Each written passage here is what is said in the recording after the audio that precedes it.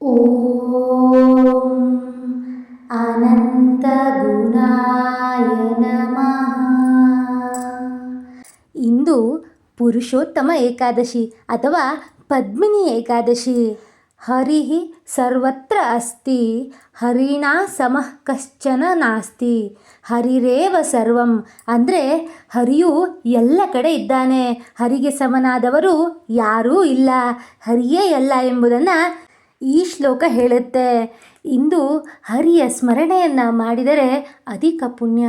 ಅಧಿಕ ಮಾಸದಲ್ಲಿ ಬಂದೊದಗಿದಂತಹ ಈ ಪುರುಷೋತ್ತಮ ಏಕಾದಶಿ ಅತ್ಯಂತ ಶ್ರೇಷ್ಠವಾದದ್ದು. ಈ ದಿನ ಹರಿನಾಮ ಸ್ಮರಣೆ, ಭಜನೆ, ಹರಿಯ ವ್ರತ ಯಾವುದನ್ನು ಮಾಡೋದಕ್ಕೆ ಸಾಧ್ಯವಾಗದಿದ್ದರೂ ಈ ಸುಲಭವಾದಂತಹ ಅತ್ಯಂತ ಶ್ರೇಷ್ಠವಾದಂತಹ ಮಂತ್ರದ ಪಾರಾಯಣವನ್ನು ಕೇಳಿದರೂ ಸಾಕು, ಹರಿಯ ಆಶೀರ್ವಾದ, ಲಕ್ಷ್ಮೀ ದೇವಿಯ ಅನುಗ್ರಹ ನಮ್ಮನ್ನು ಕಾಯುತ್ತೆ. ಅಂತಹ ಅದ್ಭುತವಾದಂತಹ ಶ್ರೇಷ್ಠವಾದಂತಹ ಹರಿಯ ಭಕ್ತಿಗೆ ಸಂಬಂಧಿಸಿದಂತಹ ಒಂದು ಅನಂತ ಮಂತ್ರವನ್ನು ಈ ವಿಡಿಯೋದಲ್ಲಿ ನೋಡೋಣ. ಇಂತಹ ಧಾರ್ಮಿಕ ವಿಚಾರಗಳು, ಮಾಹಿತಿಗಳು, ಮಂತ್ರಗಳನ್ನು ಸದಾಕಾಲ ನೋಡಲು ನನ್ನ ಚಾನಲ್ ಸಬ್ಸ್ಕ್ರೈಬ್ ಮಾಡೋದನ್ನು ಮರಿಬೇಡಿ. ಈಗ ತಡ ಮಾಡದೆ ಈ ಪುಣ್ಯ ದಿನದಂದು ಈ ಪುಣ್ಯದ ಮಂತ್ರವನ್ನು ಆಲಿಸೋಣ. ನೀವು ಕೂಡ ನಿಮ್ಮ ಕುಟುಂಬದವರೊಂದಿಗೆ ಸುಖವಾಗಿ ನೆಮ್ಮದಿಯಿಂದ ಬದುಕಲು ಹರಿಯ ಅನುಗ್ರಹವಿರಲಿ. ಓಂ ಅನಂತಗುಣಾಯ ನಮಃ. ನಾರಾಯಣೋ ಹರಿದೇವ ಶರಣಂ ಭವ ಸರ್ವದಾ. ಪಾಹಿ ಮಾಂ ಕೃಪಯಾ ನಿತ್ಯಂ ಭಕ್ತಾನುಗ್ರಹಕಾರಕ. ಓಂ ಅನಂತಗುಣಾಯ ನಮಃ. ನಾರಾಯಣೋ ಹರಿದೇವ ಶರಣಂ ಭವ ಸರ್ವದಾ. ಪಾಹಿ ಮಾಂ ಕೃಪಯಾ ನಿತ್ಯಂ ಭಕ್ತಾನುಗ್ರಹಕಾರಕ. ಓಂ ಅನಂತಗುಣಾಯ ನಮಃ. ನಾರಾಯಣೋ ಹರಿದೇವ ಶರಣಂ ಭವ ಸರ್ವದಾ. ಪಾಹಿ ಮಾಂ ಕೃಪಯಾ ನಿತ್ಯಂ ಭಕ್ತಾನುಗ್ರಹಕಾರಕ. ಓಂ ಅನಂತಗುಣಾಯ ನಮಃ. ನಾರಾಯಣೋ ಹರಿದೇವ ಶರಣಂ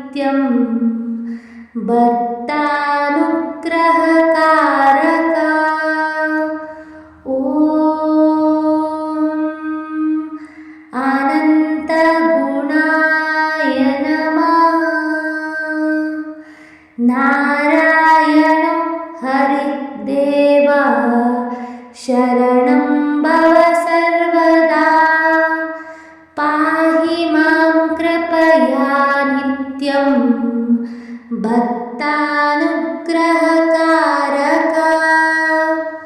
ॐ अनन्तगुणाय नमः। नारायणो हरिदेवा शरणं भव सर्वदा। पाहि मां कृपया नित्यं भक्तानुग्रहकारक ॐ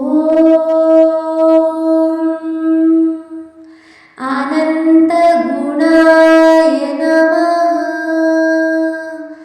नारायणो हरिदेवा शरणं भव सर्वदा।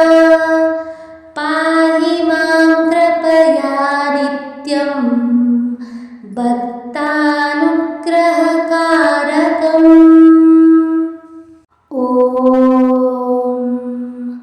अनन्तगुणाय नमः।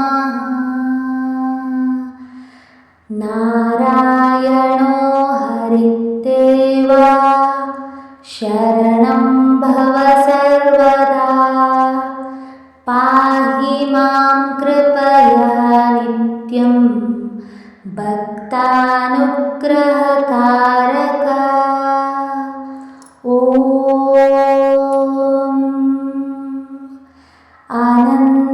अनन्तगुणाय नमः।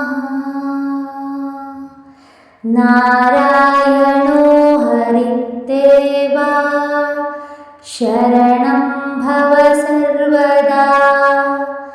पाहि मां कृपया नित्यं भक्तानुग्रहकारक ॐ अनन्तगुणाय नमः। नारायणो हरिदेवा शरणं भव सर्वदा। पाहि मां कृपया नित्यं भक्तानुग्रहकारक ॐ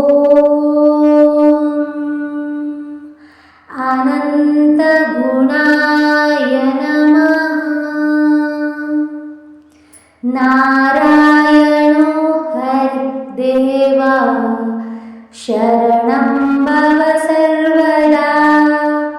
पाहि मां कृपया नित्यं भक्तानुग्रहकारक ॐ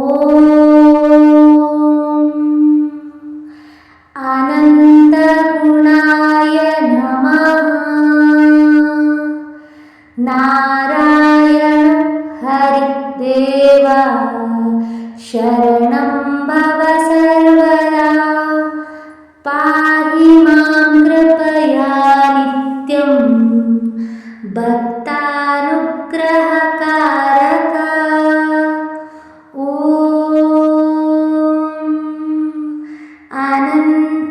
अनन्तगुणाय नमः। नारायण हरिदेवा शरणं भव सर्वदा। पाहि मां कृपया नित्यं भक्तानुग्रहकारक ॐ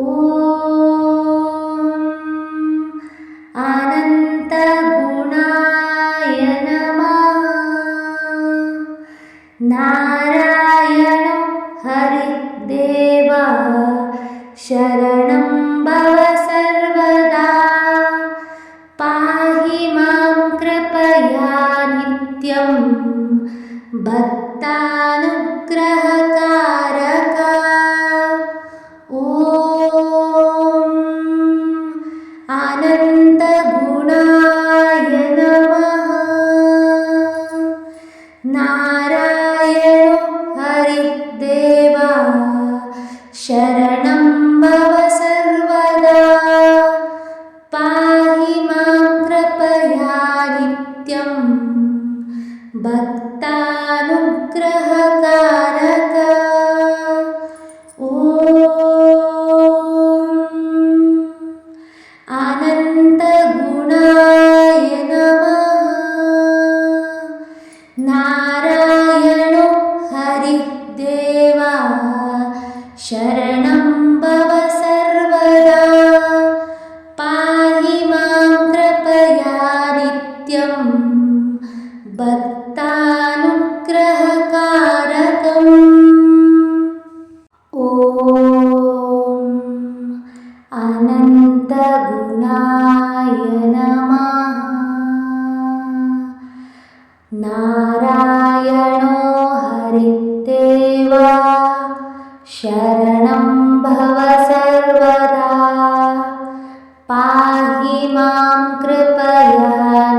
नित्यं भक्तानुग्रहकारक ॐ अनन्तगुणाय नमः। नारायणो हरिदेवा शरणं भव सर्वदा पाहि मां कृपया नित्यं भक्तानुग्रहकारक ॐ अनन्तगुणाय नमः। नारायणो हरिदेवा शरणं भव सर्वदा पाहि मां कृपया नित्यं भक्तानुग्रहकारक ॐ अनन्तगुणाय नमः। नारायणो हरिदेवा शरणं भव सर्वदा पाहि मां कृपया नित्यं भक्तानुग्रहकारक ॐ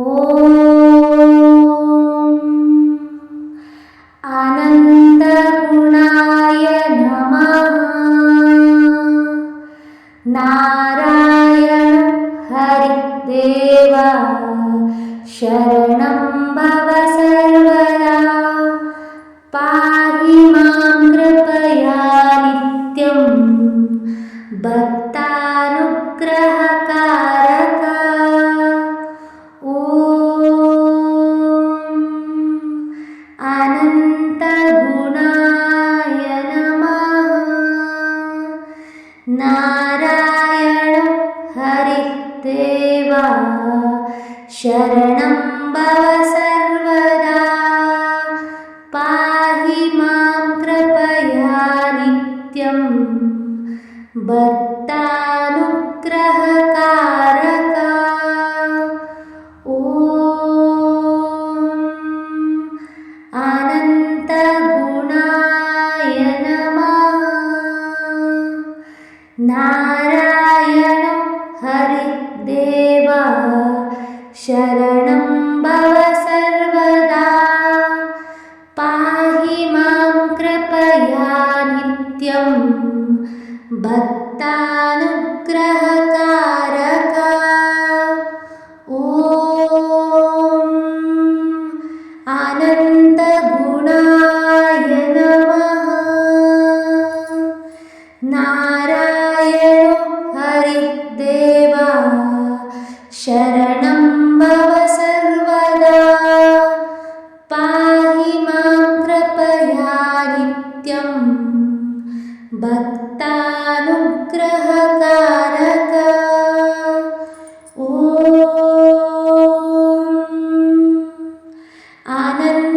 अनन्तगुणाय नमः। नारायणो हरिदेवा शरणं भव सर्वदा पाहि मां कृपया नित्यं भक्तानुग्रहकारकम् ॐ अनन्तगुणाय नमः।